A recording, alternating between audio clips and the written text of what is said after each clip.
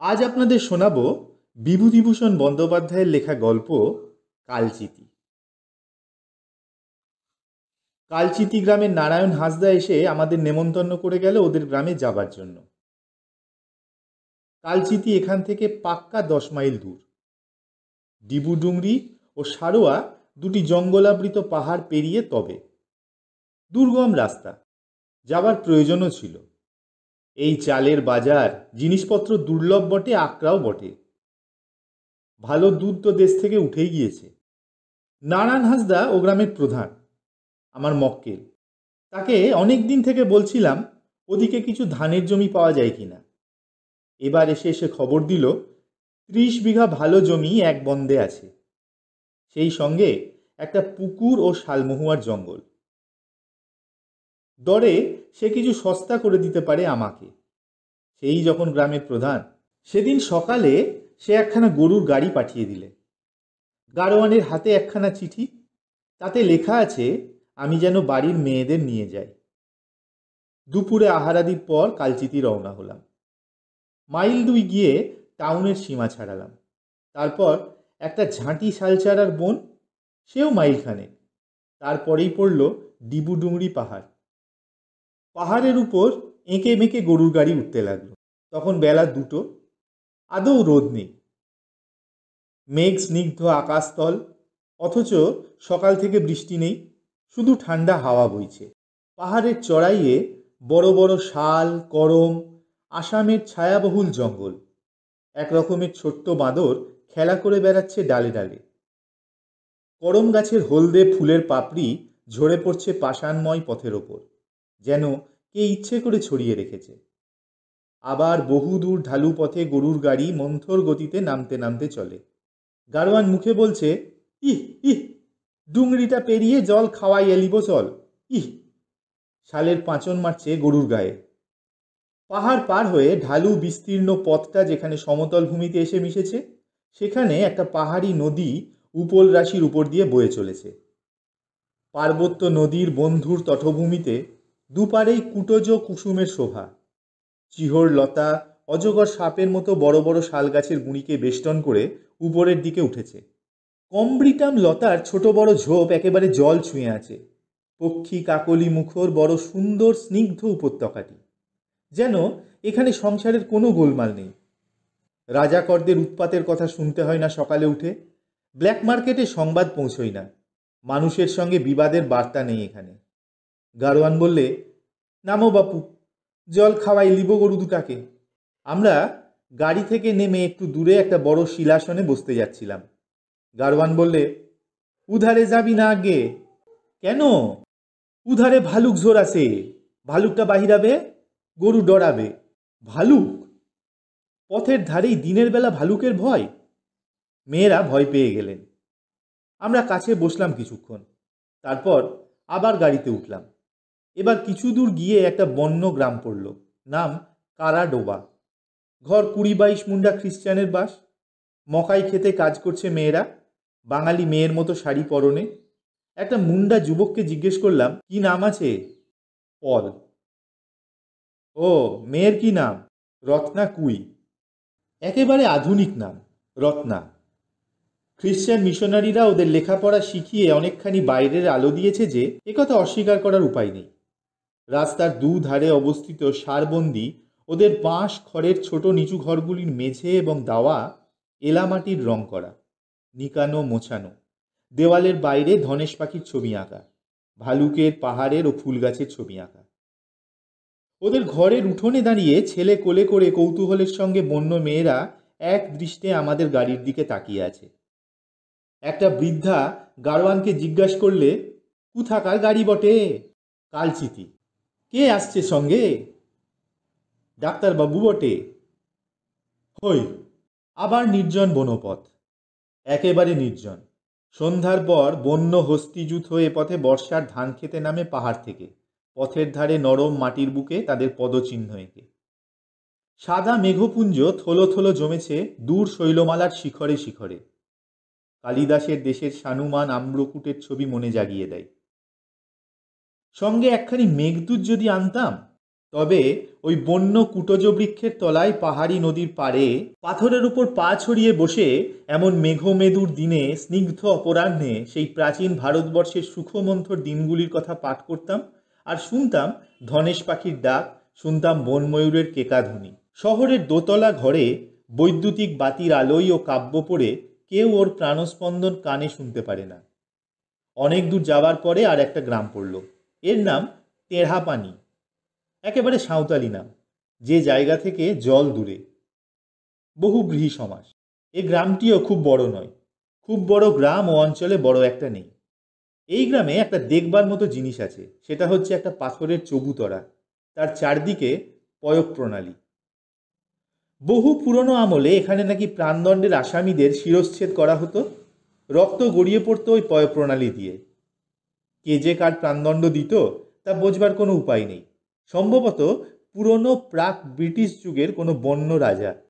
টেঢ়াপানি ছাড়িয়ে দূরসী গিয়েই সারোয়া পাহাড়ের চড়াই শুরু হলো ক্রমোচ্চ বনপথের মধ্য দিয়ে।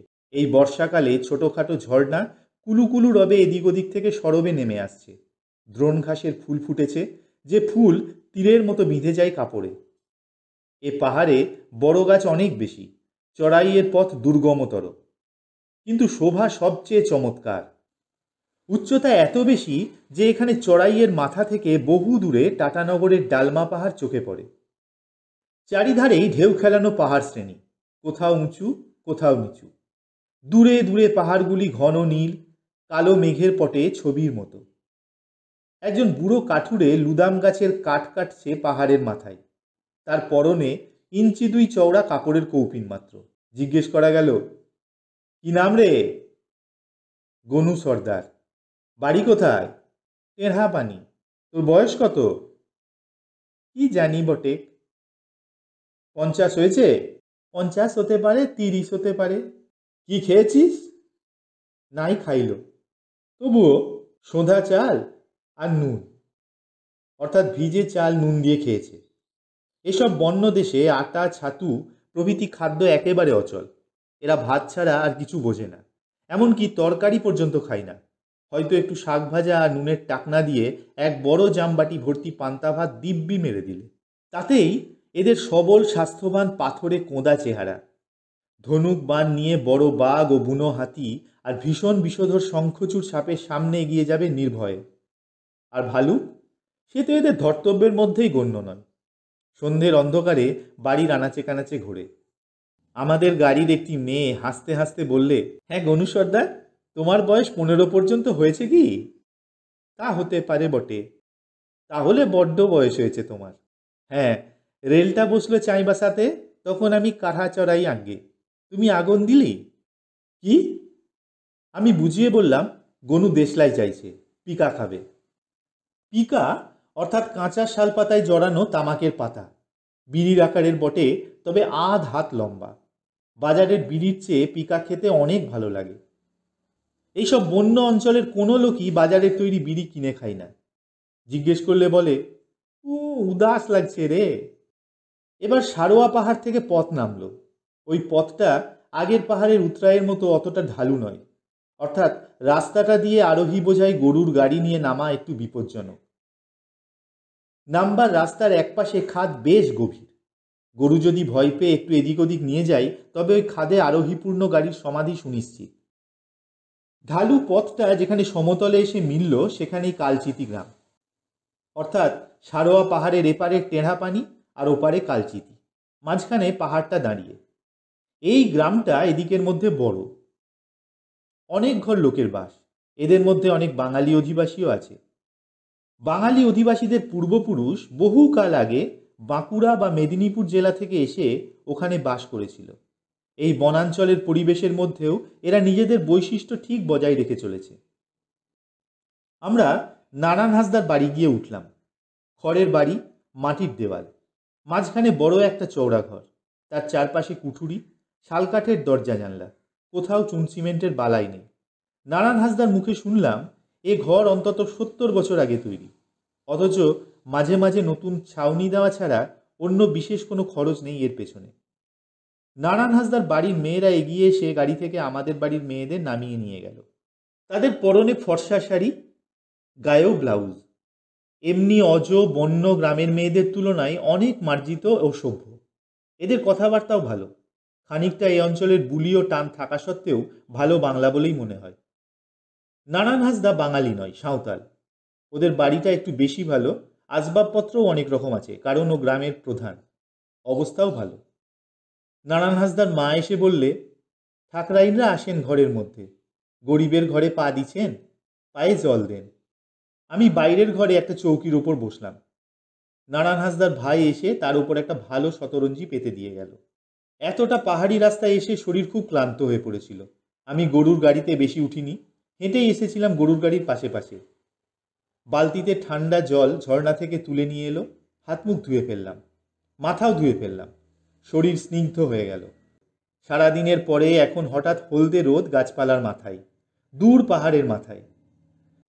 বনকুসুমের সুবাস ভরা অপরাহ্নটি বন্য বিহঙ্গের কলরবে মুখর। ওদের বাড়ির সামনে মস্ত বড় কুসুম গাছ, তার তলায় কাঠের আস্ত গুঁড়ি চেরা ছালটের বেঞ্চি পাতা। সেখানটাতে গিয়ে বসলাম ঝিরঝিরে পাহাড়ি হাওয়ায়। গ্রামটি বেষ্টন করে দূরে দূরে নীল পাহাড়মালা। অরণ্যের শ্যাম শোভা সারোয়া পাহাড়ের সানুদেশে 2 ফার্লং দূরে পার্বত্য নদীর ধারে ধারে।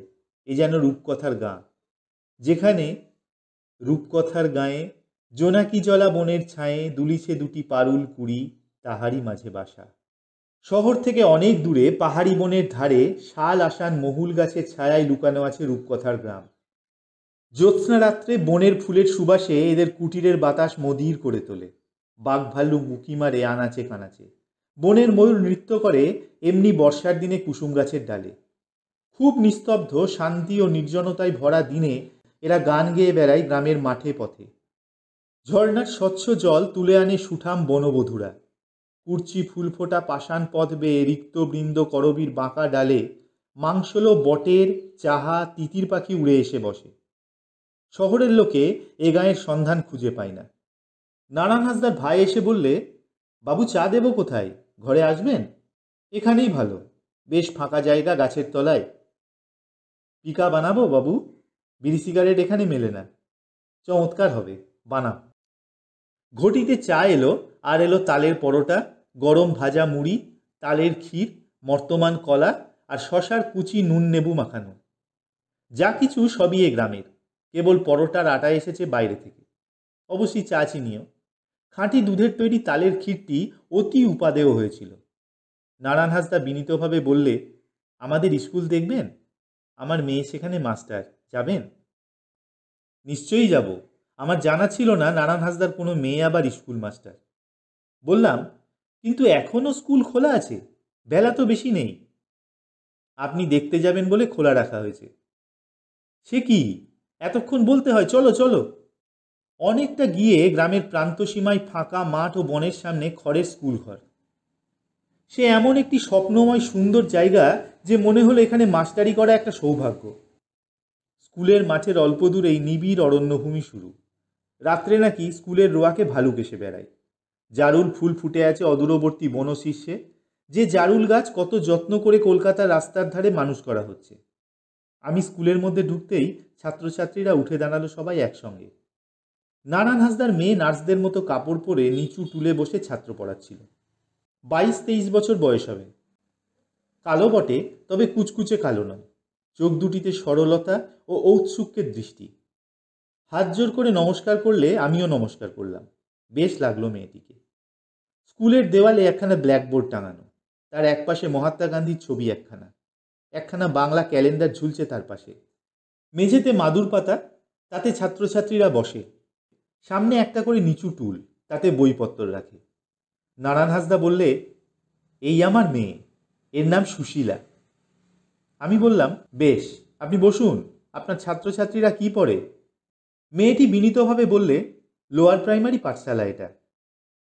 একটি ওরই মধ্যে বড় ছেলেকে জিজ্ঞেস করলাম, কি পড়ো? সরল সাহিত্য পাঠ। পড়ো তো একটু। আচ্ছা আচ্ছা, বেশ হয়েছে, বসো, ভালো পড়েছ। মেয়েটি বললে, একটা কবিতা শুনবেন? নিশ্চয়ই। আমাকে অত্যন্ত অবাক করে দিয়ে একটি ছোট ছেলে রবীন্দ্রনাথের কবিতা আবৃত্তি করলে। ওই দেখো মা আকাশ ছেয়ে মিলিয়ে এলো আলো, আজকে আমার ছোটাছুটি লাগলো না আর ভালো, ঘণ্টা বেজে গেল কখন, অনেক হলো বেলা, তোমায় মনে পড়ে গেল, ফেলে এলাম খেলা।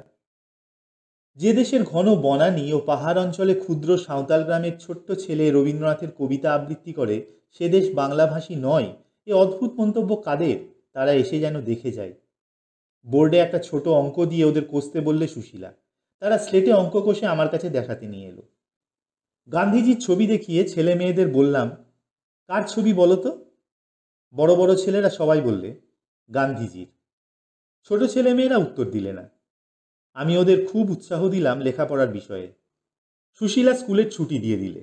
আমার স্কুল পরিদর্শন উপলক্ষে নাকি আগামীকালও ছুটি থাকবে।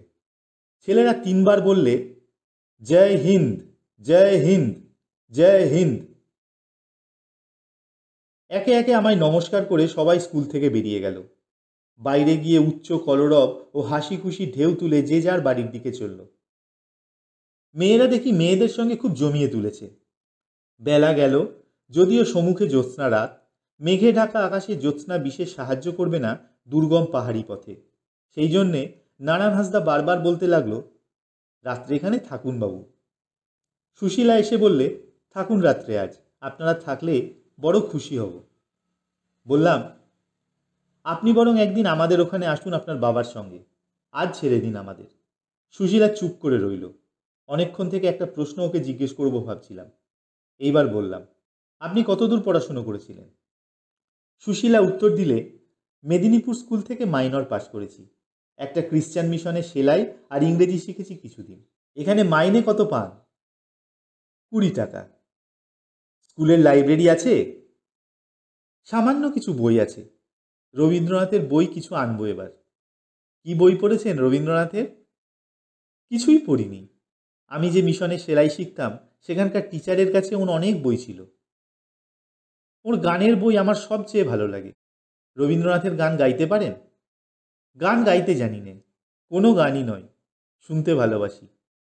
একটা কথা বলবো? এদের মধ্যে যদি কেউ গান করেন একটি, তবে বড় ভালো হয়।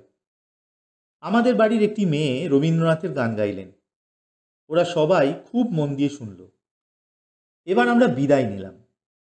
আসবার পথে ওরা খানিক দূর আমাদের এগিয়ে দিলে, আর উপঢৌকন দিলে সঙ্গে ঢেঁড়স, কুমড়ো, পাতিলেবু, বড় একছড়া মর্তমান কলা, গোটা চারেক পাকা তাল। সারোয়া পাহাড়ের ওপরে যখন উঠেছি তখন অস্তদিগন্তের মেঘের নিচে দূরের পাহাড়গুলো ক্রমে অস্পষ্ট হয়ে আসছে। একটা চমৎকার ঔষধি গন্ধ উঠছে বনলতা গাছপালা থেকে। পাখিদের কাকলি ধ্বনিতে অধিত্যকার বনানী মুখর হয়ে উঠেছে। একটা পরিচিত পাখির ডাক শুনে খুশি হলাম। সমতল বাংলাদেশের বাঁশবনে, আমবনে, বৈঁচি ঝোপের পাশে এ পাখি ডাকে, পাপিয়া। সারোয়া পাহাড় থেকে যখন নামলাম, এপাশে টেরাপানি গ্রামের কুটিরে কুটিরে তখন মাটির প্রদীপে মহুয়া বীজের তৈল ও বনকরঞ্জার তৈলের মিটমিটে আলো। কেরোসিন তেল এসব দুর্গম বনাঞ্চলে আদৌ পৌঁছয় না আজকাল। তার ধারও এরা ধারে না। ডিবুডুংরি পাহাড়ের আগে সেই বনভূমির মধ্য দিয়ে অতি সন্তর্পণে মশাল জ্বালিয়ে গাড়িখানা চালাতে লাগলো গাড়োয়ান, বন্য হস্তির ভয়ে। অন্ধকার খুব ঘন নয়, মেঘ ভরা জ্যোৎস্নায় পথ দেখতে কোনো অসুবিধে নেই। হঠাৎ দেখি সেই নির্জন বনপথে দুজন লোক আসছে। দুটিই মেয়ে মানুষ। বললাম, বাড়ি কোথায় রে? ওই গাঁয়ে বটে। কোন গাঁয়ে? টেরাপানি। এত রাতে কোথা থেকে আসছিস? হাটে গিয়েছিলে। আবার কোথা থেকে আসবো বটে? তা বটে, আজ কালিকাপুরের হাট, মনে ছিল না সে কথা। এই দুটি মেয়ে যদি এত রাত্রে এই বন্যজন্তু অধ্যুষিত অন্ধকার বনপথে নির্ভয়ে আসা যাওয়া করতে পারে, তবে আমরা মস্ত বড় দুঃসাহসের কাজ কিছু করছি না রাত্রে গাড়ি করে ফিরে। আগে ভয় যে না হয়েছিল এমন নয়, এখন লজ্জিত হলাম সেজন্য। তবে এ বনই এদের জন্য, কিচ্ছু বোঝে না এরা বন ছাড়া। স্নেহময়ী জননীর অঙ্কের সমান এদের কাছে এই পাণ্ডব বর্জিত বনাঞ্চল, বাঘভালু এদের বাল্যসঙ্গী। আমাদের তা নয়, এইটুকু যা তফাৎ। আপনারা শুনলেন বিভূতিভূষণ বন্দ্যোপাধ্যায়ের লেখা গল্প কালচিতি। আশা করি আপনাদের ভালো লেগেছে। যারা প্রথমবার শুনছেন তারা আমাদের চ্যানেলটি অবশ্যই সাবস্ক্রাইব করবেন। গল্পগুলি ভালো লাগলে আপনাদের প্রিয়জনদের সাথে আমাদের গল্পগুলি শেয়ার করবেন। আপনারা সুস্থ থাকুন, ভালো থাকুন, প্রিয়জনদেরকে ভালো রাখুন। নমস্কার।